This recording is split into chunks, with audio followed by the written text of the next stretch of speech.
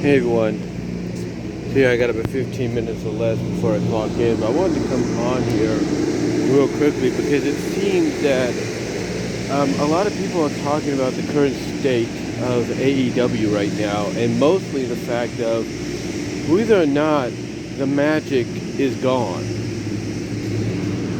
And what I mean by that is JD titled one of his recent live off the script, basically asking that question if the magic was gone. And then ironically, Solomonster during his podcast talked about it, which usually with his podcast he'll clip certain sections so you can listen to it on YouTube. He clipped it and talked about this, where he was going to talk about the state of All Elite Wrestling. Now I haven't watched that.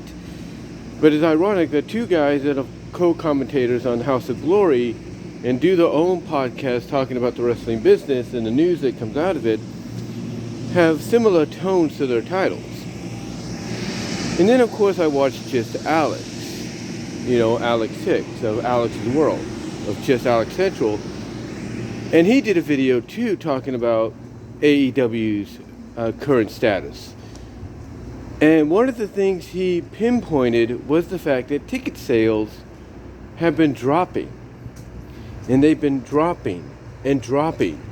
He's also talked about the fact that you've had injuries to key players in that company. Key players that people will, buy tickets to see, but if they're not there, they're not going to bother. He brought up the fact that, AEW does have a habit of running the same cities and towns, on a quarterly basis, or yearly basis, or bi-yearly basis, and not, attempting to go anywhere different, which they're going to be doing within a few weeks with Toronto and Winnipeg. Which, by the way, the Toronto one is sold out, and I think Winnipeg is probably going to be the same way because that's Chris Jericho's town. But the point I'm getting at is it seems that everyone, now like I said, I haven't heard what JD's had to say yet. I'm still in the process of watching that.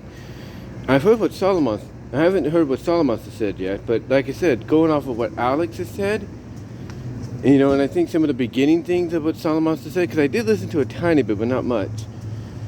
It seems that basically AEW's honeymoon phase is not just over, it's flushed down the toilet. It's flushed down the toilet. And there are a lot of factors. I do agree with that. There are a lot of contributing factors to that. I mean, yes, the injuries to a lot of key players throughout the summer, didn't help. The fact that, AEW became repetitive where they were booking city-wise, their events, the Dynamites, the Rampages, the pay-per-views. They became complacent. They became repetitive. And that eventually has backfired on them. And on top of that, you had probably the biggest key player, on the roster decide, not to be there anymore. Someone that helped founded the company, someone that was basically an EVP, he decided he didn't want to be there anymore. And what did he do? He did the one thing people thought he swore and believed he swore he wouldn't do. He went back to WWE, and now he's on the verge of being treated like a bigger deal than before. Whether or not that still comes to pass, depending on him and Triple H, which I'm guaranteeing it will be. I think that will be a positive that comes out of it. He went back, and now he's being treated basically as a bigger deal than before, and that, of course, is Cody Rhodes. Whether or not Brandy, when she gets a little bit more training and seasoning under her, gets the same kind of treatment, that's up to the company. But the fact of the matter is, when Cody left earlier this year and came back at WrestleMania, a lot of people would agree that was kind of the turning point. Even And here's the thing. This return of Cody's was even during Vince still being there. So with Vince still being there, you know, WWE kind of got themselves that turning point put in their favor. Yeah, AEW was still kind of the more preferable place because as long as Vince was running things in WWE, you know, a lot of, you know, former WWE talent would want to go and be all elite and work for, you know, Vince McMahon. But if there's one thing that did occur that Alex pointed out in his opinion that basically really contributed to the turning point, you know, that turning point needle going in WWE's favor more so than AEW's, is when Vince McMahon had to retire, when he had to step down. And Triple H, you know, became exactly what he's been wanting. He became who he is, what fans had been, what he wanted to be, what the fans wanted to be, or fans wanted him to be. You know, he finally got what he and the fans finally got what they wanted. And let's not kid ourselves. This is a Triple H taking control along with Stephanie and Nick Khan, and then having their people in certain positions of power. This is something fans have been wanting even before AEW was a thing. Because they knew that with the right people in charge, like a Triple H, like a Stephanie, like a Nick Khan, and all that, that WWE would be better than it's ever been before. Because these people, mostly the likes of a Triple H, understand what it's like to be in that ring. They understand not only what the fans want, but they understand what the wrestlers, the men and women in the back that go out there and put their bodies on the line, you know, what they want. And they never got any of that. The fans or the wrestlers never got any of that with Vince in charge. Now with Hunter in charge, it's more like, hey, you're going to go out there, you're going to be what you should have been a long time ago, and I'm not going to hold you back that much, if at all. And that's why you're seeing professional wrestling as it should have been in WWE long ago. That's why you're seeing NXT level, NXT style, level style matches on Raw and SmackDown. You know, this is why you might see a return to prominence of what NXT used to be tomorrow night.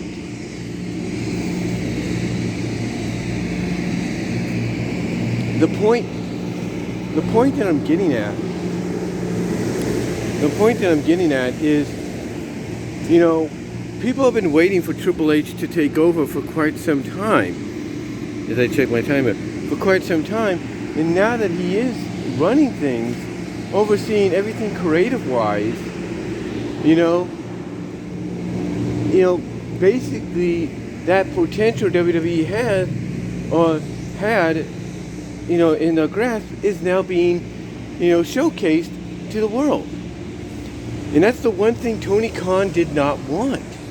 You see, Tony Khan, from what people are saying, like an Alex, you know, kind of is saying, he became so complacent and so like, you know, AEW is untouchable, I'm untouchable, because WWE will never match up with us as long as Vince is in charge, and I will always be number one.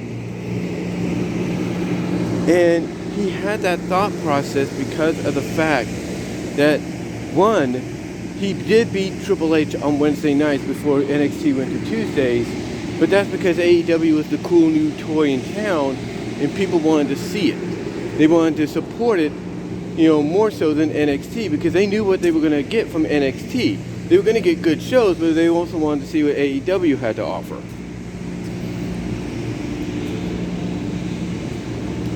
Secondly, Tony Khan basically became essentially what he kind of has been feuding with via social media, and that's Eric Bischoff. Remember, Eric Bischoff thought he was unstoppable, he was untouchable on and off screen when he was running WCW, and they were beating WWE, you know, 83 plus weeks in a row. But eventually all that caught up to him, and that caused his downfall.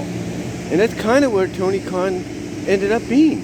He ended up being somewhat like an Eric Bischoff, where he thought, hey, I beat Triple H's NXT, I'm beating Vince in his WWE, I'm unstoppable, I'm untouchable, nothing is going to stop me.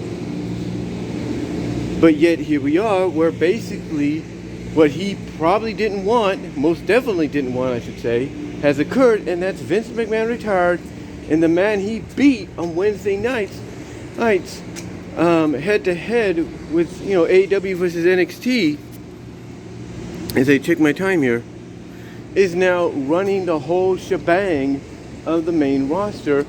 And what that means basically is, as I've said before, he is now in a situation that he's never been in before. He is in a war he has never been in before, a competitive war he's never been in before.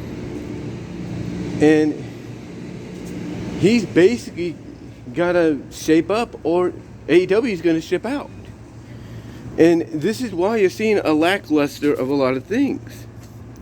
Storylines, long-term booking, ticket sales. It's not just because of the fact that he's losing talent and everything, and the flavor of the month that AEW is now gone stale, or not as flavorful as it used to be.